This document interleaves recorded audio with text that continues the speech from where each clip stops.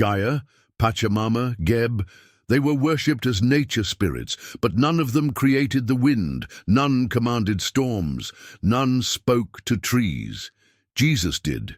He said, "If they keep quiet, the stones will cry out."